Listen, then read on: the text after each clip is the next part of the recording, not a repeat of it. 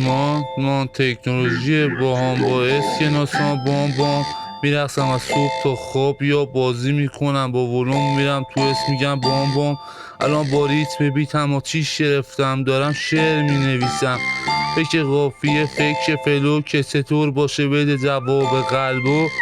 یا بیتو برسم بهشم یعنی یه حس فوق‌العاده شاید کمی رقص شاید گیم ماشینی یا اسلحه‌ای با ماشینای گیم میزنم دیریپ الان اونم جدیده دید چشمام حرفه‌ای مثل خودمو ندیده ولی فقط تعریفه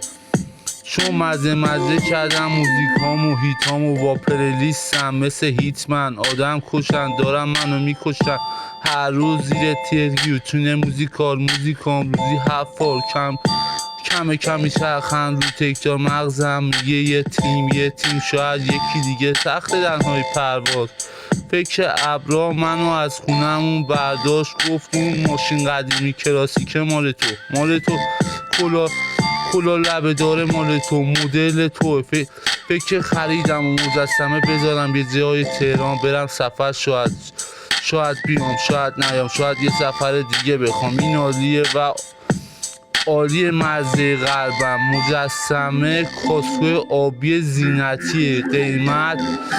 1000 باید بالا باشه رقمش اگه نیست باید بره بالا یه چیزی مثل سونامی و سیل حتما بیاد به کنسرت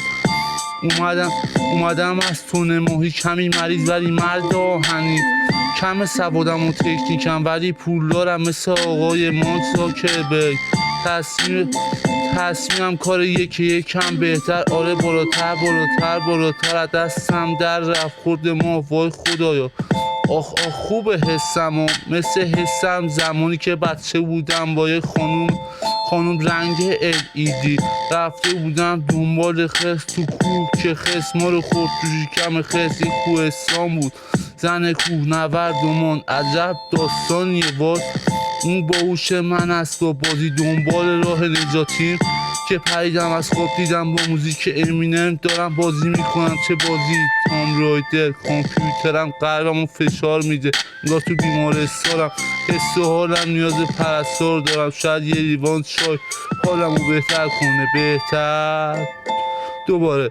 سلام الان با ریتم بیتم و چیش گرفتم دارم شعر می نویسم فکر قافیه فکر فلو که چطور باشه بده جواب قلبو یا بیسمو برسم به عشقمو یعنی یه حس فوق‌العاده شاید کمی رقص با خودم میگم خوبی مرد ولی نه